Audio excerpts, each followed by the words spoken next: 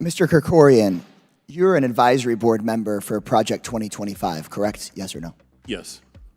Mr. Kerkorian, in addition to being a Project 2025 board member, you also run the Center for Immigration Studies. You've done that for decades, where you spread and disseminated writings of people like Kevin McDonald, John Friend, and Jared Taylor, correct? We used to have an email service that distributed links to those op-ed.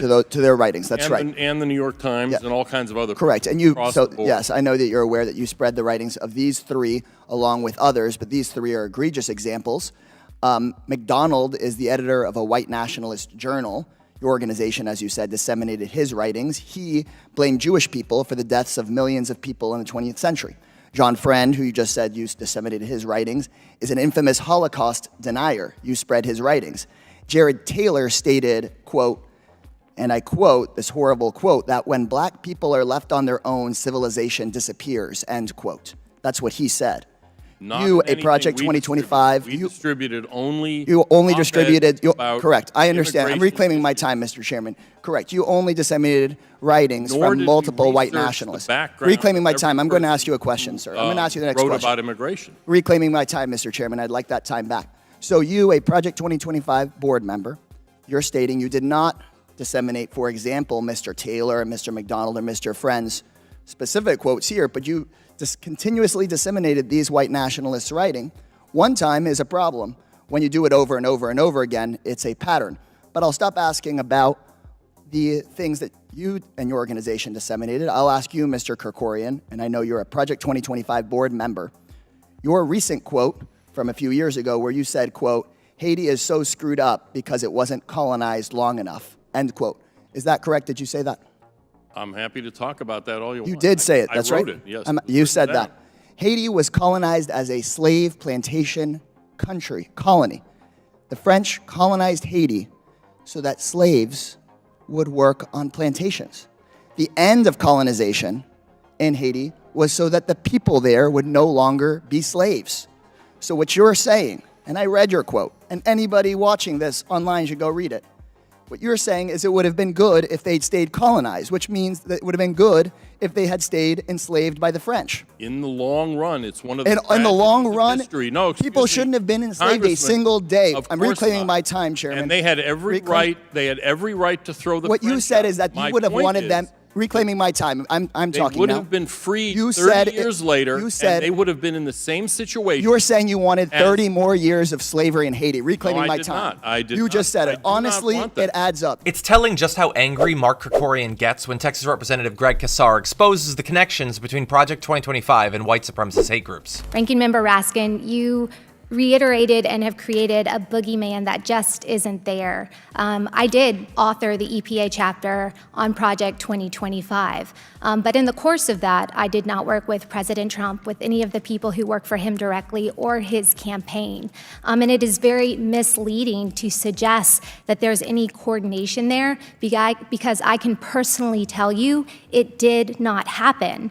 And I am not vying for a position in the next administration. I've actually left DC and I've moved to a small town in Mississippi where I interact every day with people who live outside this bubble of gaslighting and misleading, and they actually are dealing with the consequences caused by policy decisions of this administration. And I understand why there is the creation of this boogeyman, because your leading candidate is one running away from policy actions she has taken that make Americans' lives much more difficult. And I just want to get this straight.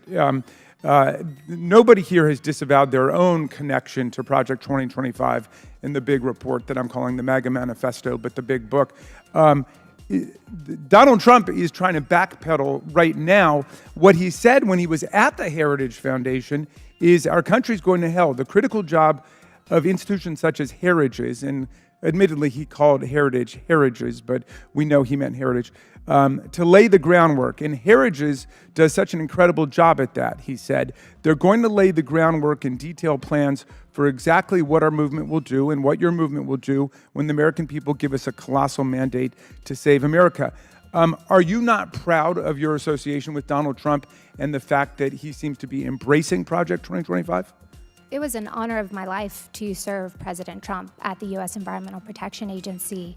And the work that I've put into Project 2025 is a result of that experience and lessons learned that I think would be extremely beneficial to trying to advance the cause of the conservative movement, to reduce the government, ensure that the voice of the people. Just to interrupt for a second. So your contribution to the Project 2025 report is something you're proud of, right? Yes. And you're proud of the association with Donald Trump. Again, I disagree with the way that you're asking that question. Well, I understand okay. what you're trying to do here. You're trying to create I'm just trying to get to the connection. facts. That's all, because everybody seems to be backpedaling from what seems completely obvious. Donald Trump praised Project 2025. He said that this lays the groundwork and details the plans for what our movement will do. And now all of a sudden, everybody wants to run away from that. We would be ignoring a critical component of Project 2025 if we did not address the fact that its creators have been secretly peddling a, quote, 100-day playbook, unquote, that contains executive orders and emergency actions to roll out in the first hours of a second Trump presidency. Instead of sharing this plan with the public, an indictment of your dangerous policy plans in and of itself, those behind Project 2025 claim it is too controversial to release. Ms. Guna Sakara, yes or no? As a main author of Project 2025, are you aware of this playbook or quote-unquote fourth pillar? And remember, you are under oath. Yeah, and it's online on the website. Can you please detail what exactly it calls for? I think you explained it pretty well. It is a plan of action so that when Republicans and conservatives have another chance at a next administration, there's not lost time, and so that there is a plan ready to go.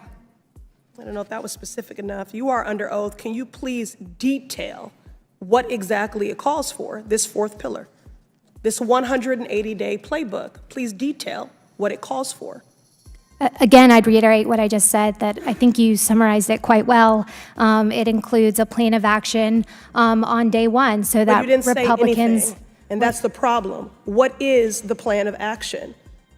It's to institute a more conservative vision on things that the American people want, because they're experiencing all of these hardships caused by the chaos and corruption of the Biden-Harris administration. Reclaiming my time. There's a reason that the GOP are so keen to pretend that they have no idea what Project 2025 is. They're clearly just trying to dodge any accountability for its contents by distancing themselves and the party from the manifesto. And it's telling that they're platforming the authors of Project 2025 as witnesses in House Oversight Committee hearings, as it's becoming increasingly obvious that these hearings are being used as partisan rallies for Donald Trump's campaign. That's their ultimate point. They want to have their white supremacist policies enacted without the danger of being called out as white supremacists. It's a perfect scheme. It's as manipulative and devious as everything we've come to expect from the Republican Party, but now their hate is simply too vitriolic to hide.